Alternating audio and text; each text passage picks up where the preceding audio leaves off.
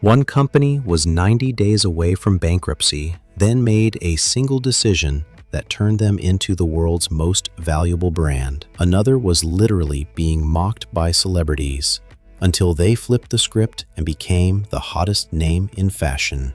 And one heritage brand completely erased 70 years of tradition and made $5 billion doing it. What you're about to see isn't just smart marketing, it's corporate survival at its most extreme. These 10 brands didn't just change their logos or update their websites. They performed complete identity transplants, shocked entire industries, and proved that in business, sometimes you have to destroy everything you were to become everything you could be. We're counting down from 10 to 1, and trust me, number 1 was boycotted, ridiculed, and written off as dead before becoming the most influential brand of the 21st century.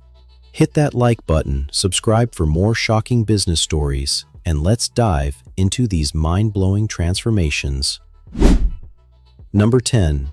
How Old Spice became the internet's meme king. In 2009, Old Spice smelled like your grandpa's glove compartment, dusty, irrelevant, and dying on drugstore shelves. Launched in 1937, the brand had become shorthand for outdated masculinity. Sales were tanking, and younger men were ditching it for cooler, modern competitors. Enter Whedon and Kennedy, the ad agency behind Nike's biggest hits. Their mission? Make Old Spice cool, or let it die. Their playbook? Burn the old one. Instead of targeting men, they targeted women, realizing that most grooming products are actually bought by girlfriends and wives. Then came the nuclear launch, the man your man could smell like. It dropped during Super Bowl 2010. Isaiah Mustafa, shirtless, charming, and teleporting from shower to boat to beach, delivered the most quotable ad monologue in history. It went viral before going viral was a thing. 55 million views and counting. But the real masterstroke? Over 48 hours, the Old Spice team created 168 personalized video replies to tweets, from fans to Ellen DeGeneres, one take each. Customer service became performance art. Sales soared 27% in 6 months. A forgotten brand became a meme king. The fastest way to a man's wallet? Make his girlfriend laugh first. Number 9. How Burberry escaped the chav label and reclaimed luxury. In 2002, a single photo nearly torched 146 years of British luxury.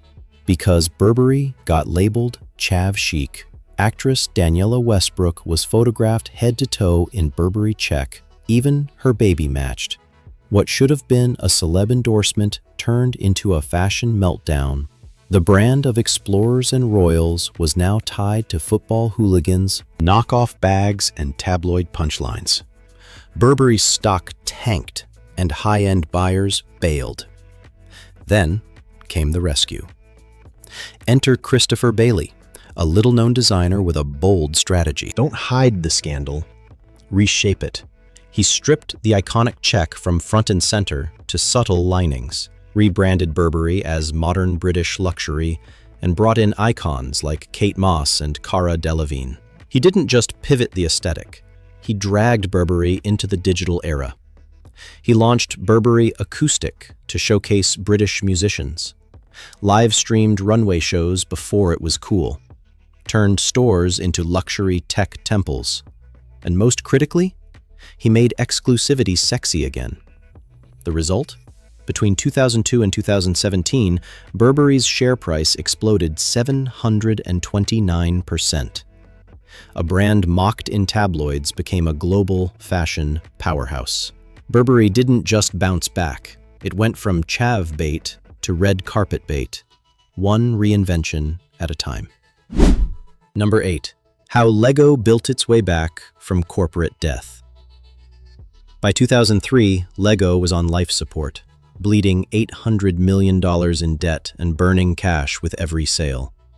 The world's most beloved toy brand was days from collapse. The problem? Expansion madness. Lego had ditched its iconic bricks to chase theme parks, video games, fashion, even perfume.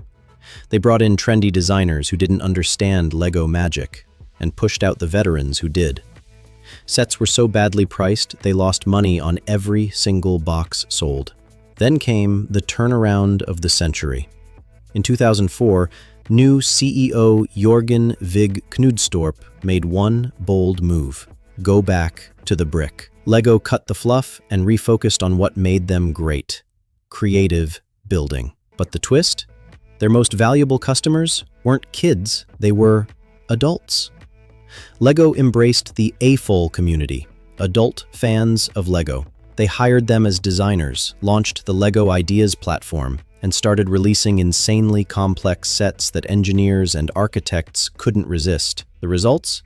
Margins skyrocketed. Sales exploded. By 2021, Lego was the most valuable toy company on Earth. Lego didn't innovate its way out of failure, it just remembered what made play powerful in the first place. Number 7. McDonald's tried to go healthy and shocked everyone. In 2016, McDonald's tried the unthinkable, turning the world's biggest junk food empire into a health brand. With obesity rates rising and Super Size Me still haunting their image, McDonald's faced a full-blown identity crisis. Sales were down, and health-conscious eaters were defecting to places like Chipotle and Subway. Their response? A total makeover. The golden arches went green, literally. In Europe, they painted entire buildings forest green, added earth tone lighting, and swapped cheeseburgers for apple slices and yogurt parfaits. Ronald McDonald ditched Big Macs to preach fitness, while Happy Meals started pushing milk, juice, and calorie counts. They partnered with the Clinton Foundation, promoted grilled chicken wraps, and redesigned menu boards with vegetable-themed cartoons. It was fast food, dressed up in a Whole Foods disguise. But here's the twist. No one bought it. Customers didn't want kale. They wanted fries. The green confused people, the health push flopped, and by 2018, McDonald's quietly slinked back to red and yellow and doubled down on indulgence. Turns out, the real secret to McDonald's success wasn't salad. It was unapologetic comfort food with extra sauce.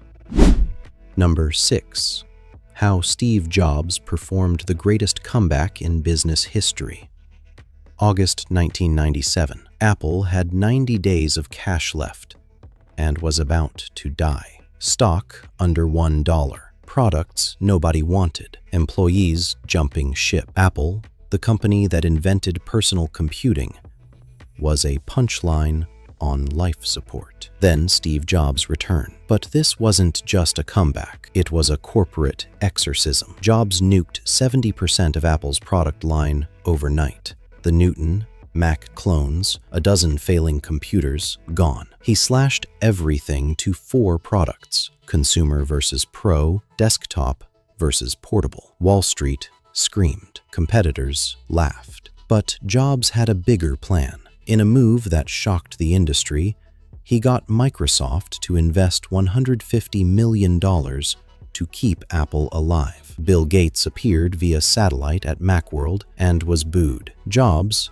didn't care. He needed time to rewrite the rules. Enter the iMac, a candy-colored, specs-don't-matter machine that asked, "What's your favorite color?" It became the fastest-selling PC in history, pulling Apple back from the edge. But Jobs wasn't saving a company. He was building an empire. iPod, iTunes, iPhone, iPad.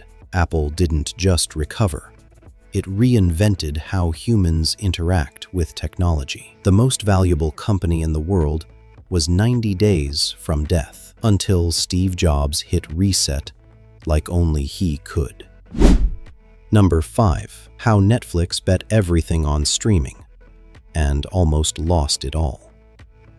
Picture this: 2011. Netflix is the king of DVD rentals, mailing out 2 million red envelopes every day.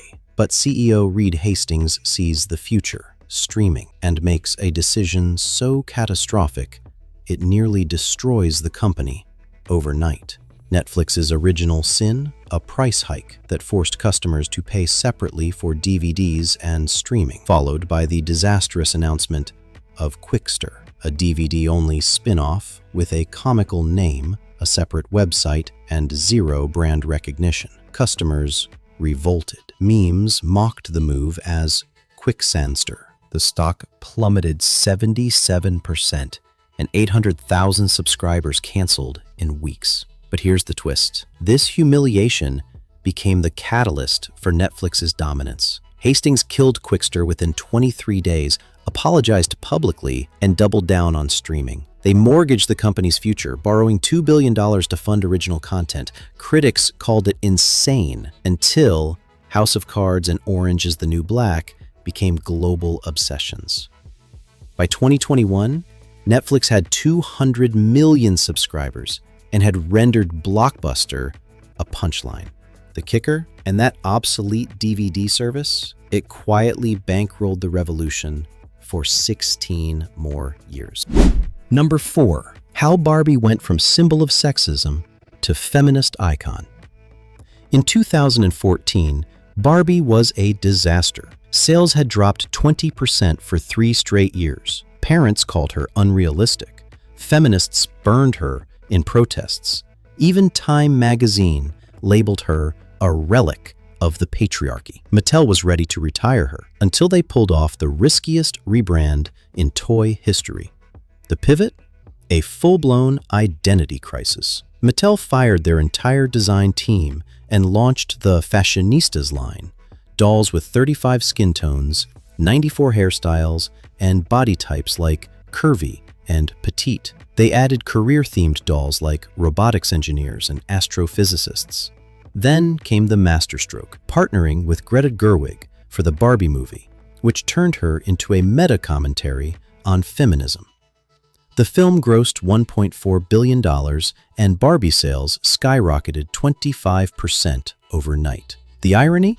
The doll that once symbolized narrow beauty standards now has a line of gender-neutral dolls. Who's laughing now? Number 3. Dunkin dropped the donuts and picked up billions. In 2018, Dunkin' Donuts made a move so bold even their CMO panicked. They erased donuts from their name. The chain, founded in 1950, was now just Dunkin'. Franchise owners revolted. Customers asked, "Are you still selling donuts?" The media called it a midlife crisis. But Dunkin' had a secret weapon: coffee. While Starbucks focused on latte art, Dunkin' weaponized speed and affordability, launching $2 cold brews and partnering with Uber Eats for delivery. They redesigned stores with minimalist blue and pink palettes, hiding donuts behind counters to emphasize drinks. The result? Beverages now drive 70% of sales. Dunkin's stock surged 40%, and they opened 3,000 new locations globally. The plot twist? And those donuts? Still flying off shelves, $2.9 billion a year, quietly. Number 2. Crocs' ugly bet on being unapologetically hides. In 2008, Crocs was a joke. Time named them one of the 50 worst inventions. Sales crashed 90%. They nearly filed bankruptcy until they leaned into their greatest weakness, being ugly. The comeback started with a meme. Crocs embraced their status as the shoes everyone loves to hate, partnering with Post Malone on a line of Jibbitz charms, including a tiny chicken nugget. Then came the Balenciaga collab, platform Crocs priced at $850 that sold out in hours. Suddenly, Gen Z declared them ironically cool. Sales tripled to $2.6 billion, and Crocs became the official shoe of pandemic WFH culture. The punchline? They're now more profitable than Nike's sandals. Number 1. Gucci's wild ride from stuffy suits to Gen Z's drug of choice. In 2015, Gucci was your grandma's handbag. Sales were stagnant. Then Alessandro Michele took over as creative director and unleashed a psychedelic revolution. Michele erased Gucci's minimalist era, flooding stores with maximalist patterns, gender-fluid designs, and trippy motifs like tigers and bees. He hired Jared Leto to carry a replica of his own head to the Met Gala. Collaborations with Dapper Dan and the North Face turned streetwear into high fashion. The result? Gucci became Gen Z's favorite luxury brand, with sales hitting $15 billion. The twist? 60% of their customers are under 35. Not bad for a 103-year-old label. These brands didn't just change, they set fire to their pasts and rebuilt from the ashes. In business, standing still is suicide. Reinvention isn't a strategy, it's survival. And sometimes, the most iconic success stories start with total collapse. What matters most isn't how a brand falls, but how boldly it rises again.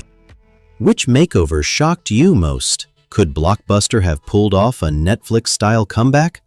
Smash that like button.